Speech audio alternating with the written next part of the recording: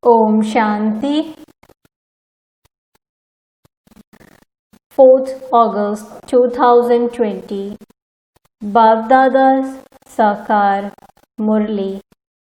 In the essence, Baba says, sweet children, this Brahma is the walking, talking throne of the Father, the one who is the immortal image. It is when he enters Brahma that he creates you Brahmins.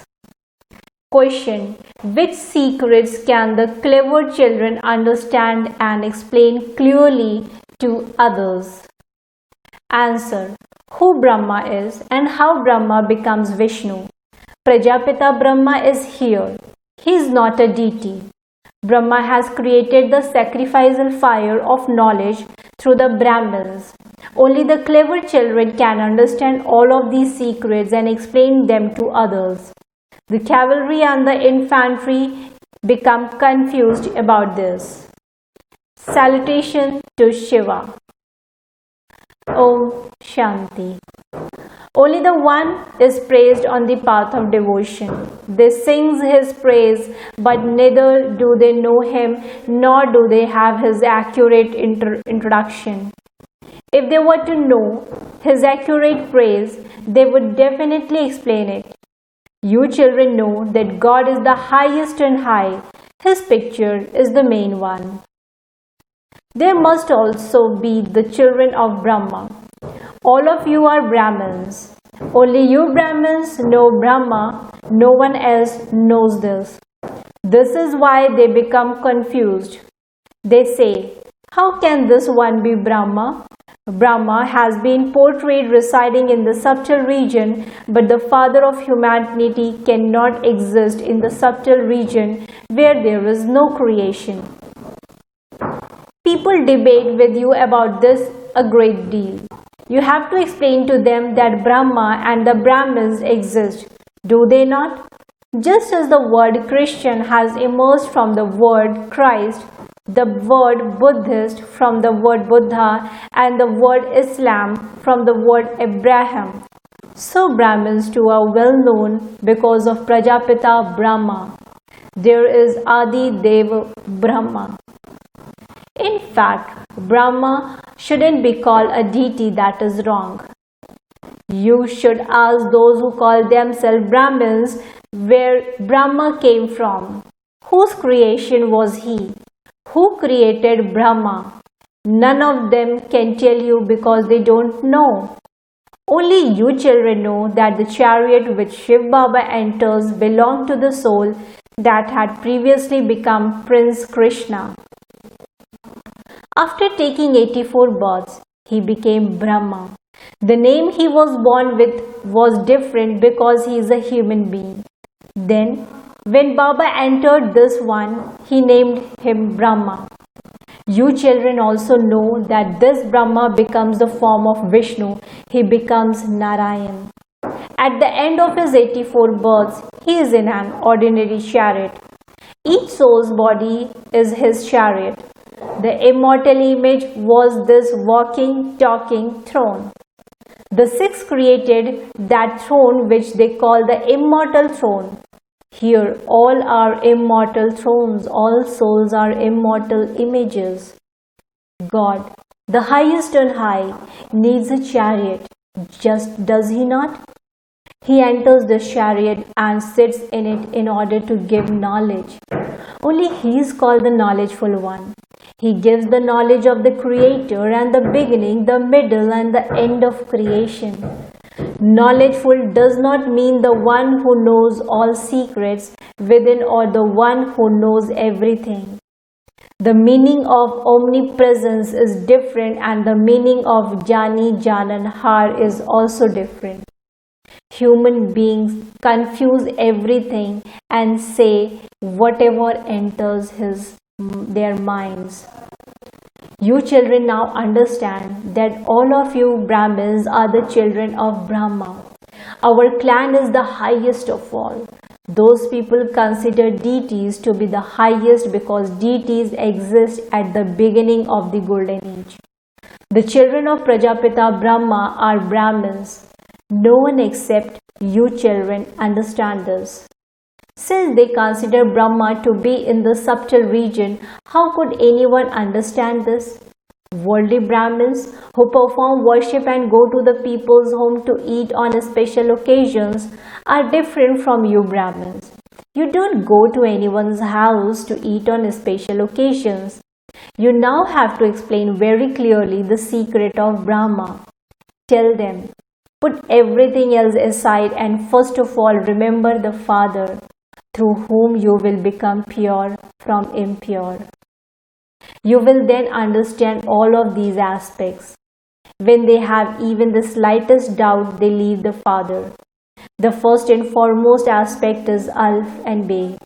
The Father says, constantly remember me alone. I definitely have to enter someone. He must also have a name. I come and create him. You need a great deal of wisdom to explain about Brahma. The horse riders and the infantry becomes confused about this. Each one explains according to his stage. Prajapita Brahma is here. He creates the sacrificial fire of knowledge through Brahmins. Therefore, Brahmins are definitely needed. Prajapita Brahma also has to exist here. Only through him can there be Brahmins. Brahmin priests say that they are the children of Brahma. They believe that their clan has continued from time immemorial, but they don't know when Brahma existed. You are now Brahmins. Brahmins are those who are the children of Brahma. Those people don't know the occupation of their father. In Bharat, there are first Brahmins. The Brahmin clan is the highest of all. Those Brahmins believe that their clan definitely emerged from Brahma, but they are unable to say when or how it emerged. You know that Prajapita Brahma creates Brahmins. Those Brahmins then have to become deities. The Father comes and teaches Brahmins. There is no dynasty of Brahmins. There is the clan of Brahmins. There can only be a dynasty when there are kings and queens, just as there is the Sun dynasty. None of you Brahmins becomes a king. When people say that there used to be the two kingdoms of the Kauravas and Pandavas, that is wrong. Neither of them had a kingdom. It is now government of the people by the people. That isn't called a kingdom. They have no crown. Baba has explained that at first in Bharat, there were the double-crowned kings and then there were those with a single crown. At this time, there are no crowns. You have to explain and prove this very clearly. Those who have imbibed this knowledge well will be able to explain very well. A great deal needs to be explained about Brahma. They still don't know about Vishnu. You also have to explain this. Vaikuntha is called the land of Vishnu, which means the kingdom of Lakshmi and Narayan. When Krishna is a prince, he would say that his father is a king. It isn't that Krishna's father cannot be a king. Krishna is called a prince, therefore he must definitely have taken birth to a king. He wouldn't be called a prince if he had taken birth in a wealthy family. There is a difference of day and night between the status of king and that of a wealthy person. There is no mention of the king who was Krishna's father. Krishna's name is glorified so much. His father's status is not said to be as high. His status is second class because he simply becomes the instrument to give birth to Krishna. It is not that the soul is studied more than the Krishna soul. No. It is Krishna who then becomes Narayan. His father's name disappears. He was definitely a Brahmin, but he studied less than Krishna. The Krishna soul studied more than the soul of his father. This is why his name is glorified. Who was the father of Krishna? It is as though no one knows this. As you go further, you will come to know this. He has to become that here. There are also the parents of Radhe, but Radhe's name is glorified more than those of her parents because her parents studied less. Radhe's name becomes higher than theirs. These are detailed matters which you children have to explain. Everything depends on how you study. You need wisdom to explain about Brahma. He becomes Krishna and then takes 84 births. You also take 84 births. Not everyone comes down at the same time. Those who are ahead in this study will come down first. Everyone comes down number-wise. There are very subtle matters. Those who have less wisdom will not be able to imbibe this. They return number-wise. You are transferred number-wise. At the end, such a big queue will form. They will go and reside in their own section number-wise. Everyone's place is fixed. This play is so wonderful, but no one understands it. This is called the jungle of thorns. Here, everyone continues to cause sorrow for one another. Their happiness is natural, whereas your happiness is artificial. Only the one Father gives real happiness. The happiness here is like the droppings of a crow. Day by day, everyone continues to become Tamo Pradhan. There is so much sorrow. They say, Baba, many storms of Maya come. Maya uses confusion. There is a feeling of great sorrow. If you have any feeling of sorrow after becoming a child of the bestower of happiness, the Father says, children, this is your great suffering of karma. Since you have found the Father, there should be no feelings of sorrow. Finish your past karmic accounts with the power of yoga. If there is no power of yoga, then those accounts have to be settled by experiencing punishment. It is not good to claim a status after experiencing punishment. You have to make effort, otherwise there will be the tribunal. There are many subjects. According to the drama, everyone experiences a great deal of punishment in the jail of a womb. Souls wander around a great deal too. Some souls causes a lot of harm. When an impure soul enters someone else, that person is troubled so much. Such things do not happen in the new world. You are now making effort to go to the new world. You will go there and build new places. You take birth to a king just as Krishna takes birth. However, at first, there will not be that many palaces, etc. They will have to be built. Who creates them? Those to whom you take birth. It is remembered that you take birth to a king. In the future, you will see that what is to happen. Baba will not tell you this now. It would then become an artificial play. This is why Baba doesn't tell you anything. To tell you is not fixed in the drama. Baba says, I too am an actor. If I were to know about the things of the future in advance, I would tell you many things. If Baba were Antaryami, he would tell you in advance. The Father says, no, you have to continue to observe whatever happens in the drama as detached observers. At the same time, remain intoxicated on the pilgrimage of remembrance. It is in this that some fail. Knowledge cannot be any more or any less.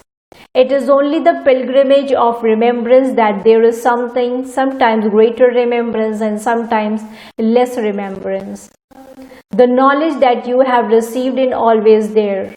Sometimes there is enthusiasm for the pilgrimage of remembrance and sometimes there isn't. There is fluctuation on the pilgrimage. You don't climb the ladder through knowledge. Knowledge cannot be a pilgrimage. The pilgrimage is of remembrance, the Father says. By staying in remembrance, you remain safe. When you become body conscious, you are deceived a great deal and you perform sinful acts. Lust is the greatest enemy. Many fail in this. Baba does not take up the subject of anger, etc. so much. It is said of knowledge that you receive liberation in life in a second. And it is also said that even if you make all the oceans into ink, the knowledge will not end. It is also said, remember Alf. They don't know what to remember means. They say, take us from the Iron Age to the Golden Age. There is sorrow in the old world. You can see how so many buildings collapse in the rains and how so many people drown. There will be natural calamities from rain, etc. All of that will continue to happen suddenly. People are sleeping in the sleep of Kumbhkaran. They will awaken at the time of destruction. But what will they be able to do then? They will all die. Even the earth will shake with full force. There will be storms and rains, etc. Bombs will be dropped, but there will also be the addition of civil war here because rivers of blood has been remembered. There will be a lot of beating and killing. They bring cases against one another. So they would definitely fight with one another. All of them are orphans, whereas you belong to the Lord and Master. You do not have to fight. By becoming Brahmins, you belong to the Lord and Master. A husband and father are said to be the Lord and Master. Shiv Baba is the husband of all husbands. When a girl gets engaged, she says, "When will I meet my husband?" You souls say, "Shiv Baba, I have become engaged to you. Now how can I meet you?" Some write the truth and some hide a great deal. They don't write honestly and say, "Baba, I made this mistake. Please forgive me." If anyone falls into vice, his intellect is unable to imbibe anything. Baba says, if you make such a severe mistake, you will be completely shattered. I have come to make you beautiful. Therefore, why do you dirty your face? Although you will go to heaven, you will claim a status worth a few pennies. The kingdom is being established. Some become defeated and destroy their status for birth after birth. They would be asked, is this the status you have come to claim from the father? When the father becomes so elevated, why should the children become subjects? For the father to be on the throne and his children to become maids and servants is a matter of great shame. You will have visions of everything at the end. You will then have great repentance. I did that for nothing. Sannyasis also remain celibate. All those who are vicious bow their heads in front of them. There is regard for purity. If it is not in someone's fortune, then even though the father has come to teach him, he would still continue to make mistakes. He doesn't even remember the father. Therefore, many sins are committed. There are now the omens of Jupiter over you children. There are no omens greater than these. The omens continue to circle over you children. Acha. To the sweetest beloved, long lost, now found children, love, remembrance and good morning from the mother, the father, Bap Dada. The spiritual father says Namaste to the spiritual children. Spiritual children in return to the spiritual father says good morning, Namaste, Namaste, Namaste. Essence for Dharana. Point number 1. Observe every scene of this drama as a detached observer. Remain intoxicated in remembrance of the one Father. Never allow your enthusiasm for the pilgrimage of remembrance to decrease. Point number 2. Never become careless about this study. In order to make your fortune elevated, you must definitely become pure. Don't be defeated and thereby destroy your own status for birth after birth. Blessings. May you constantly be an embodiment of happiness and remain beyond all sorrow with the great mantra of Man Mana Bhav. May you constantly be an embodiment of happiness and remain beyond all sorrow with the great mantra of Man Mana Bhava. When any type of sorrow comes, use the great mantra through which all sorrow will run away. Do not let yourself experience the slightest sorrow even in your dreams. Even if your body becomes ill or there is some fluctuation in money, no matter what happens, do not let any waves of sorrow to enter you. Waves come and go in an ocean, but those who know how to surf in those waves experience happiness in that. They jump and go through the waves as though they are playing a game. So, as you are the children of the ocean, embodiments of happiness, do not allow waves of sorrow to come. Slogan: put the speciality of determination into every thought in a practical way, and revelation will then take place. Put the speciality of determination into every thought in a practical way, and revelation will then take place. Om Shanti. Thank you, Baba. Thank you.